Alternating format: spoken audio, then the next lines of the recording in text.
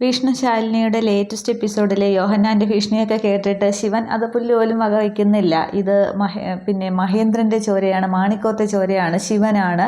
തനിക്കാണെങ്കിൽ ഞാൻ മുഖം തുടയ്ക്കുന്ന ഒരു ടിഷ്യൂ പേപ്പറിൻ്റെ വില പോലും തരില്ല. പിന്നെ ഈ ശിവന് ഒരു പ്രത്യേകതയുണ്ട്, താൻ ചതിച്ച് നേടിയതെല്ലാം ഞാൻ തിരിച്ച് എടുക്കുക തന്നെ ചെയ്യും, അങ്ങനെ ഒരു വാശി കൂടി എനിക്കുണ്ട് എന്ന് പറഞ്ഞിട്ട് താൻ മുട്ടിപ്പോയി പ്രാർത്ഥിക്ക് തൻ്റെ ജീവന് വേണ്ടി എന്നൊക്കെ കുറേയൊക്കെ സംസാരിച്ചതിന് ശേഷം ആ തോക്കാണെങ്കിൽ അങ്ങ് അപ്പുറത്തെ ഗാർഡനിലേക്ക് വലിച്ചെറിയുന്നുണ്ട്. എന്നിട്ട് ശിവൻ വണ്ടി എടുക്കുകയാണ്. ഡെയ്സിയോട് പറയുന്നുണ്ട്, ഇതുപോലെ ഒരു അവസരം എൻ്റെ കൂടെ വരാനായിട്ട് നിനക്കിനി കിട്ടില്ല എന്ന് പറഞ്ഞുകൊണ്ട് ആകെ ദേഷ്യത്തിൽ ശിവൻ വണ്ടി എടുത്തങ്ങ് പോവുകയാണ്. അന്നേരവും ആൻ്റണിയും ഡെയ്സിയും കൂടി അമ്മച്ചി അമ്മച്ചി എന്ന് വിളിച്ചുകൊണ്ടിരിക്കുമ്പോൾ ഈ യോഹന്നാന് ദേഷ്യം വരുന്നുണ്ട്. കൊണ്ടുപോയി അകത്തെങ്ങാനും കിടത്തടാന്ന് ആൻ്റണിയോട് പറഞ്ഞിട്ട്, എന്നിട്ട് ഇവളെയും വിളിച്ചുകൊണ്ട് എൻ്റെ മുമ്പിലേക്ക് വാന്ന് പറഞ്ഞിട്ട് ദേഷ്യത്തോടെ യോഹന്നാൻ അങ്ങ് കയറിപ്പോവുകയാണ്.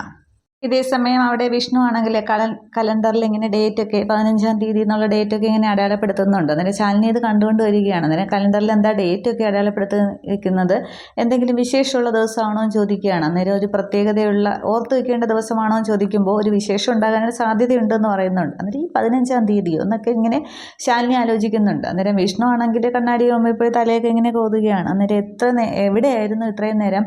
മുമ്പ് പരാതിയല്ലായിരുന്നോ ഭാര്യയാണെങ്കിൽ ഫയലുകളുടെ ഇടയിൽ കിടന്ന് വീർപ്പ് മുട്ടുന്നു എന്നുള്ളതൊക്കെ? ഇപ്പം ഞാൻ തിരക്കുകളെല്ലാം മാറ്റി വെച്ച് ഇവിടെ നിൽക്കുമ്പോൾ ആളിനെ അങ്ങോട്ട് കിട്ടാനേ ഇല്ല എന്ന് പറയുകയാണ്.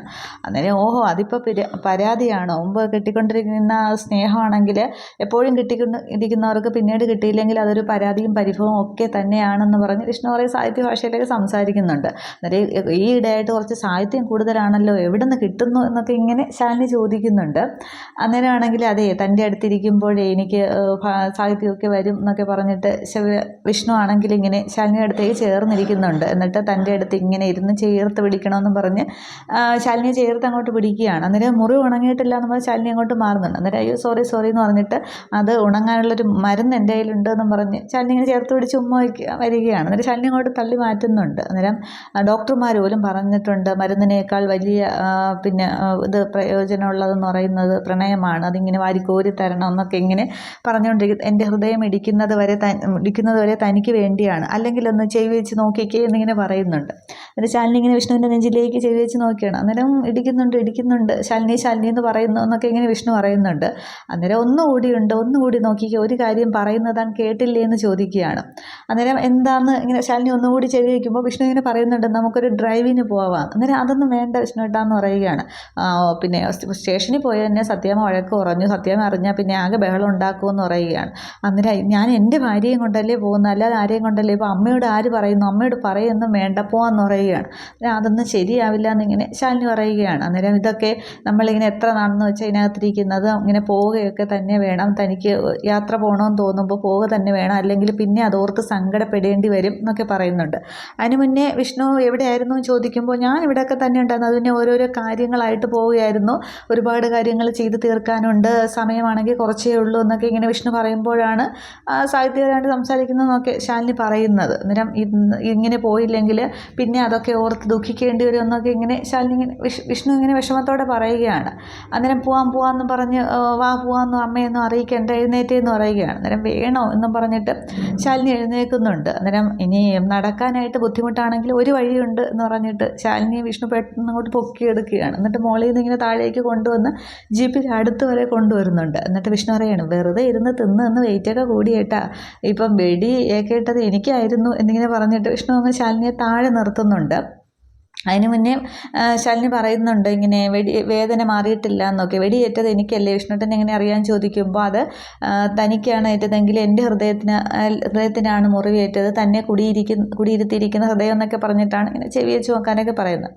അതിനുശേഷം ജീപ്പിൻ്റെ അവിടെ കൊണ്ടുവന്നിട്ട് ശാലിനി ഇങ്ങനെ താഴേക്കിട്ട് കയറ് എന്ന് പറഞ്ഞിട്ട് ശാലിനി വിഷ്ണുവും കൂടി ജീപ്പിനകത്തേക്ക് കയറുന്നുണ്ട്. അന്നേരം തനിക്കിതാണെങ്കിൽ ഈ യാത്ര ഒരിക്കലും മറക്കില്ല, ഒരു സർപ്രൈസ് ഉണ്ട് എന്നൊക്കെ ഇങ്ങനെ വിഷ്ണു പറഞ്ഞ് അവരെ ജീപ്പിന് ഉള്ളിൽ നിന്ന് ഇരുന്ന് സംസാരിക്കുകയാണ്. ഈ സമയത്ത് സത്യഭാമ ഇങ്ങനെ ജനലിലൂടെ നോക്കുമ്പോൾ ഇവരിങ്ങനെ ജീപ്പ് കയറുന്ന കാണുന്നുണ്ട്. അന്നേരം വിഷ്ണുവും ശാലിനിയും കൂടി ജീപ്പിൽ എങ്ങോട്ട് പോവുകയാണല്ലോ എന്ന് പറയുമ്പോൾ രാഘവന്മാർ പറയുന്നത്, അവർ പോട്ടെ, എത്ര നേരം എന്ന് വെച്ചാൽ അടച്ചുമുടി ഇരിക്കുന്നത്, പുതിയ ന്യൂജൻ അല്ലേ, കറങ്ങിയിട്ടൊക്കെ വരട്ടെ എന്ന് പറയുകയാണ്, ഒരു സർക്കിട്ടൊക്കെ അടിച്ചിട്ട് വരട്ടെ എന്ന് പറയുകയാണ്. പിന്നെ എന്നാലും പിന്നെ ഈ സമയത്തെന്ന് പറയുമ്പോൾ അവർ പോട്ടെ, നീ ഇനി അതാലോചിച്ച് ടെൻഷനൊന്നും കൂട്ടണ്ട എന്നിങ്ങനെ പറയുകയാണ്. തുടർന്ന് അവർ ജീപ്പ് എടുത്ത് പോകുന്നുണ്ട്. അന്നേരം ഭാമ പറയുകയാണ്, എന്നാലും ഈ പിള്ളേർക്കൊന്ന് പറഞ്ഞിട്ട് പോയിക്കൂടായിരുന്നോ, ഇല്ലെങ്കിൽ പിന്നെ ഞാനിപ്പോൾ അന്വേഷിച്ച് നടക്കണ്ടേന്ന്. അന്നേരം പിന്നെ പിന്നെ കൊച്ചു പിള്ളേരല്ലേ എന്നൊക്കെ രാഘവൻ നായർ പറയുന്നുണ്ട്. എന്നിട്ട് ഭാമയങ്ങകത്തേക്ക് കയറി പോവുകയാണ്. ഇതേ സമയം അവിടെ യോഹന്നാൻ്റെ വീട്ടിൽ എൽസമ്മയെ ഡോക്ടർ വന്ന് പരിശോധിക്കുകയൊക്കെ ചെയ്യുന്നുണ്ട്. അന്നേരം BP പെട്ടെന്ന് ലോ ആയതാണ്, വേറെ പ്രശ്നമൊന്നുമില്ല. ഇനി ഇങ്ങനെ വരികയാണെങ്കിൽ ഹോസ്പിറ്റലിൽ വരണം, പിന്നെ ഞാൻ കുറിച്ചിരുന്ന മരുന്നൊക്കെ കൊടുത്താൽ മതി എന്ന് പറഞ്ഞിട്ട് ഡോക്ടർ തിരികെ പോകുന്നുണ്ട്. അന്നേരം അമ്മച്ചീന്നും പറഞ്ഞ് ഡേയ്സി ആണെങ്കിൽ ഓടിച്ചെന്ന് പിടിക്കുന്നുണ്ട്. അന്നേരം എൽസമ്മ എഴുന്നേറ്റിരിക്കുകയാണ്. അന്നേരം യോഹന്നാൻ ദേഷ്യപ്പെടുന്നുണ്ട്. വിടടി അങ്ങോട്ട്, പെറ്റ തള്ളയെ കട്ടിൽ അസുഖക്കാരിയായിട്ട് കിടത്തിയപ്പോൾ നിനക്ക് സമാധാനമായല്ലോ എന്ന് ചോദിക്കുകയാണ്. അന്നേരം ആൻ്റണിയും ദേഷ്യപ്പെടുന്നുണ്ട്. നിനക്കാരും വേണ്ടല്ലോ, നിനക്കെല്ലാം ശിവനാണല്ലോ, അപ്പനും അമ്മയും ആങ്ങളെ ഒന്നും വേണ്ടല്ലോ എന്ന് പറയുകയാണ്. അവനാണെങ്കിൽ നമ്മുടെ കുടുംബം മുടിപ്പിക്കാനായിട്ട് നിൻ്റെ കൂടെ കൂടിയിരിക്കുകയാണ്, നിനക്ക് മനസ്സിലാവില്ലല്ലോ എന്നൊക്കെ ആൻ്റണി പറയുന്നുണ്ട്. അന്നേരം യോഹന്നാനും പറയുകയാണ്, അത് ഇവൾക്ക് മനസ്സിലാവും, നമ്മളെല്ലാവരും ഇങ്ങനെ പ്രഷറൊക്കെ അടിച്ച് കട്ടിൽ കിടക്കുമ്പോൾ, മരിക്കാറായി കിടക്കുമ്പോൾ, അപ്പോൾ പിന്നെ ചോദിക്കാനും പറയാനും ആരും ഉണ്ടാവില്ലല്ലോ എന്ന് പറയുകയാണ്. തുടർന്ന് ആൻ്റണിയോട് പിന്നെ യോഹന്നാൻ പറയുന്നുണ്ട്, നീ സൂസനെ വിളിക്ക്, എന്നിട്ട് ഡേവിസിനോട് ഇങ്ങോട്ട് വരാൻ പറയുന്നു. അന്നേരം ഡേവിസ് ഇങ്ങനെ പേടിയോടെ നോക്കുകയാണ്. അന്നേരം ആൻ്റണി പറയുന്നുണ്ട്, അതെ എന്തായാലും വാക്കാലെ ഉറപ്പിച്ച് വെച്ചിരിക്കുകയാണല്ലോ, അവൻ വന്നാൽ അതങ്ങ് നടത്താമെന്ന് പറയുകയാണ്. അതായത് യോഹന്നാൻ്റെ പെങ്ങളാണ് സൂസൻ, പെങ്ങളുടെ മകനാണ് ഈ പിന്നെ ഡേവിസ് എന്ന് പറയുന്നത്. അന്നേരം ഈ പിന്നെ ഇവളുടെ മനസ്സിൽ നിന്നും ശിവനെ വലിച്ചെറിയണമെങ്കിൽ അവൻ വന്നാലേ നടക്കുകയുള്ളൂ എന്ന് പറയുന്നുണ്ട്. അന്നേരം സൂസൻ അങ്ങോട്ട് പോകാൻ തുടങ്ങുമ്പോൾ യോഹന്നാൻ പിടിച്ചു നിർത്തുകയാണ്. എന്നിട്ട് പറയുന്നുണ്ട്, അവൻ വരും, അവൻ വന്നു കഴിഞ്ഞാൽ ഈ പ്രശ്നങ്ങളൊക്കെ തീരുമെന്ന് പറയുകയാണ്. അന്നേരം ആൻ്റണി പറയുന്നുണ്ട്, കൊന്നുകൊണ്ട് വരാൻ പറഞ്ഞാൽ, പിടിച്ചുകൊണ്ട് വരാൻ പറഞ്ഞാൽ കൊന്നുകൊണ്ട് വരുന്ന ആളാണ് ഡേവിസ്, അവന് ആരെയും ഇഷ്ടമല്ല, അവനെ പോലും ഇഷ്ടമല്ല, പക്ഷെ നിന്നെ അവൻ ഒരുപാട് ഇഷ്ടമാണ് എന്നിങ്ങനെ പറയുന്നുണ്ട്. അതുകൊണ്ട് വന്നാലുടനെ മനസ്സമ്മത ഈ അപ്പച്ചൻ നടത്തും എന്നൊക്കെ യോഹന്നാൻ പറയുകയാണ്. തുടർന്ന് ഡെയ്സി ഇങ്ങ് കരഞ്ഞുകൊണ്ട് അകത്തേക്ക് പോയി വീണ്ടും കരഞ്ഞിരിക്കുകയാണ്.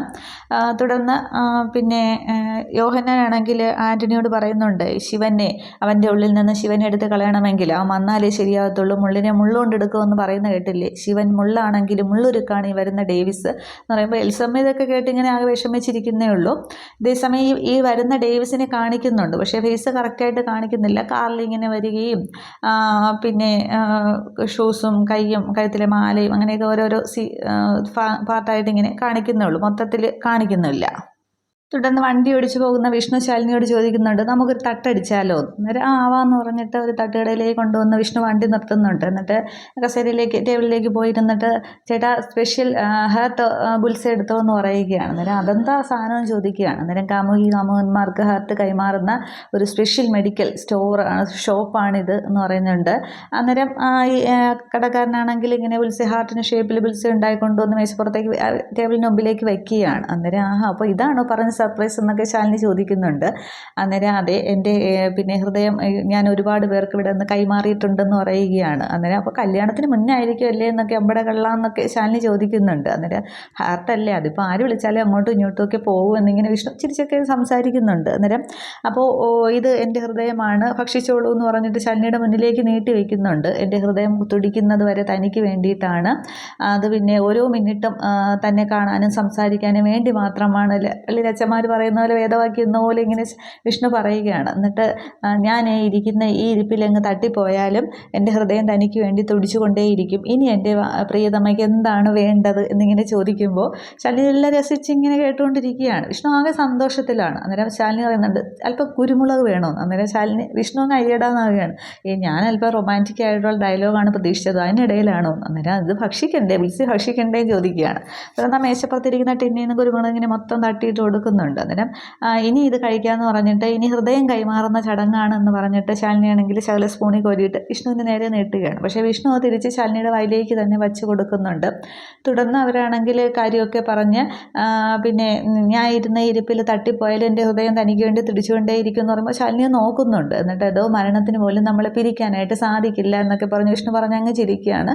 ശാലിനി അതൊക്കെ കേട്ട് അവർ തങ്ങളിൽ അങ്ങ് സംസാരിച്ച് ആകെ ഒരു സന്തോഷമോട്. പക്ഷേ ഈ ഒരു സമയത്ത് തൊട്ടപ്പുറത്ത് നിന്ന് നേരത്തെ അബൂബക്കർ ആണെങ്കിൽ ഒരു ഡാനിയോ വാടകയ്ക്ക് ഏൽപ്പിച്ചല്ലോ വിഷ്ണുവിനെ, ഫോട്ടോയൊക്കെ കാണിച്ച്, അവർ രണ്ടുപേര് വന്നിട്ട് ആ ഫോട്ടോയിൽ നോക്കുന്നുണ്ട്.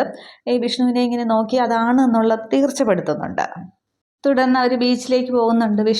ശാലിനിയാണെങ്കിൽ ഇങ്ങനെ തിരകളെ നോക്കി ഇങ്ങനെ ആ പാറ പുറത്ത് ഇങ്ങനെ ഇരിക്കുന്നുണ്ട്. അന്നേരം വിഷ്ണു ഇങ്ങനെ വരികയാണ്. അതേ ഇങ്ങനെ നോക്കിയിരുന്നാൽ മതിയോ എന്ന് ചോദിക്കുകയാണ്. അന്നേരം ഏതോ കവികൾ ഇങ്ങനെ പറഞ്ഞിട്ടുണ്ട്, കരയും കടലും കാമുകി കാമുകന്മാരായിരുന്നു എന്ന് പറയുമ്പോൾ വിഷ്ണു അവിടേക്ക് ഇരുന്നിട്ട് പറയുന്നുണ്ട്, കടൽ കാമുകിയും കര കാമുകനായിരുന്നു, പക്ഷേ അവർ പരസ്പരം ഒന്നിച്ചിട്ടില്ല എന്നിങ്ങനെ പറയുന്നുണ്ട്. പക്ഷേ അവർ ഒരിക്കൽ ഒന്നിച്ചിട്ടുണ്ട്.